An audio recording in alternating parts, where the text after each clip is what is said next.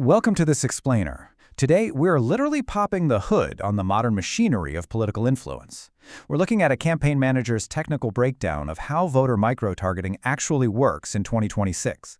And trust me, this isn't about traditional polling or basic advertising anymore.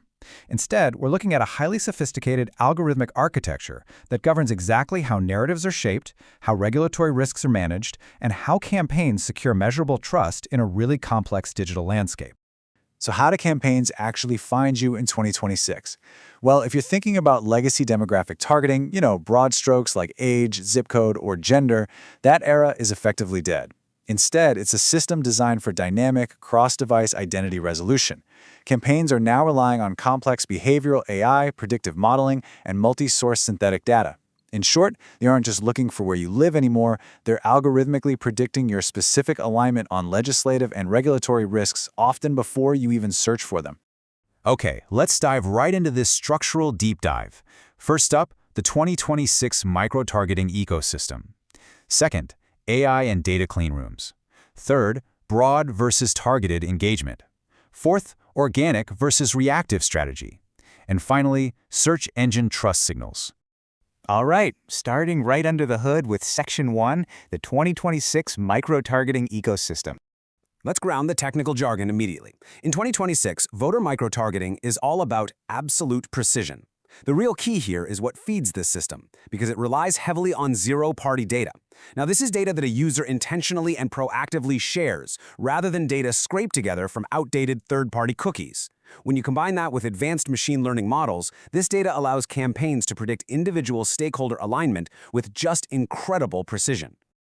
To truly understand how revolutionary this is, we have to contrast the old way with the new 2026 reality. The old way was demographic clustering, grouping people by basic geography or broad generic categories. The new reality? Algorithmic entity graph positioning. This psychographic modeling delivers vastly superior narrative control.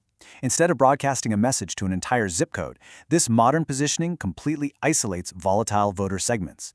It delivers precise policy messaging designed to alter credibility within localized digital ecosystems. It's totally surgical, whereas the old way was just a blunt instrument. So, how do campaigns execute this surgical precision legally?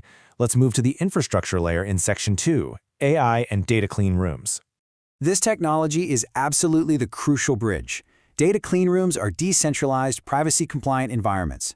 They're used to securely match a campaign's first-party advocacy lists with third-party identity networks. Because campaigns face really strict structural limitations, things like platform-level privacy constraints and the escalating costs of high-fidelity data matching, these clean rooms allow them to safely cross-reference data. They can find their exact targets without violating privacy regulations or triggering content suppression. Let's walk through this exact mechanism sequentially. Step 1. The campaign matches its lists securely in the clean room. Step 2. And this is where it gets crazy. AI-driven systems analyze sentiment distribution across millions of micro-forums. It's actively looking for localized narrative shifts before they ever hit mainstream search rankings. Then, Step 3. Based on that AI analysis, campaigns deploy hyper-localized content amplification networks directly addressing specific constituency anxieties.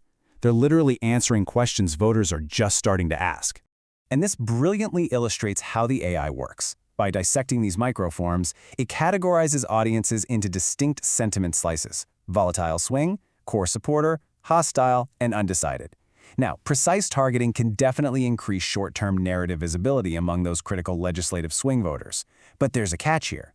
If the targeting architecture appears manipulative to secondary stakeholders, it introduces massive risk exposure. Complete transparency in how this mechanism is deployed is absolutely vital for maintaining institutional credibility. That strategic tension shifts us perfectly to Section 3, broad versus targeted engagement. Here we see the strategic duality that public affairs teams have to navigate. On one side, broad media visibility is all about maximizing narrative exposure across top-tier editorial outlets and high-authority digital news platforms, mostly to influence foundational search engine indexing.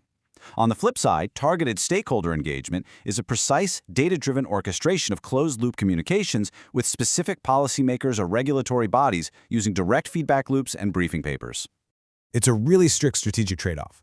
Broad media visibility scales incredibly well, right? I mean, a single high-authority piece can influence sentiment across an entire jurisdiction. But The risk is extremely high because a broad approach can easily mobilize counter-advocacy groups and complicate private negotiations. Targeted engagement, conversely, is highly sustainable with very low risk exposure. But it suffers from low scalability because maintaining those individual stakeholder trust interfaces is intensely resource-heavy. Beyond who you target, there's the temporal dimension of campaigning, basically how timing affects algorithmic influence. Let's look at Section 4, Organic versus Reactive Strategy.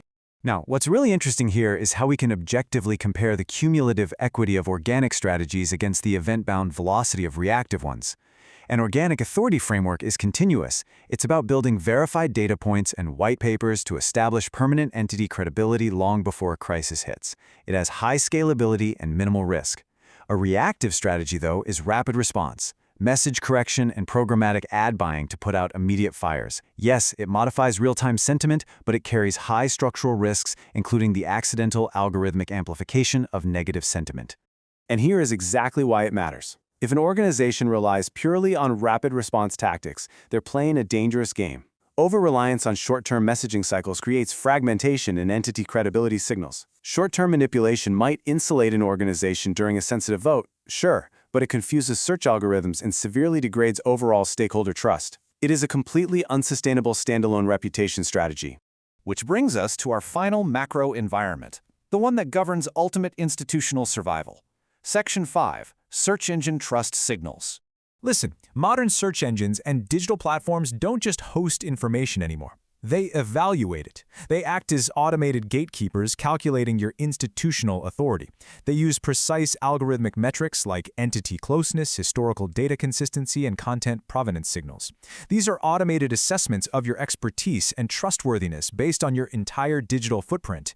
And these assessments dictate whether your narratives achieve organic visibility or face harsh algorithmic content suppression when stakeholders start investigating policy positions. So, the crucial point is that the mechanism for determining authority has fundamentally changed. We've completely moved away from isolated keyword matching and straight into the era of semantic entity graphs. Platforms don't just scan for keywords anymore. When you publish policy documentation, search engines actually cross-reference your claims against established consensus data in their knowledge graphs. If your data matches verified patterns of authority, boom, you are granted superior search ranking. But if they detect structural inconsistencies, they suppress your content to mitigate misinformation. This leads us to a stark reality, captured perfectly in our source material. Quote, failure to align digital advocacy assets with platform trust signals results in involuntary narrative invisibility. Think about that for a second. If you ignore the structural rules of digital trust, if your digital presence doesn't reflect your operational reality with rigorous semantic structuring, you don't just lose the argument, you literally disappear from the debate entirely. You're left totally vulnerable to hostile regulatory exposure. As we wrap up this explainer, I want to leave you with a fundamental question drawn from everything we've covered today. Strategic success in the 2026 advocacy ecosystem demands balancing immediate behavioral targeting with holistic, permanent digital authority. So ask yourself, are you building tactical precision at the cost of long-term institutional credibility? It's a delicate balance that every modern organization absolutely must master. Thank you so much for joining me for this technical breakdown.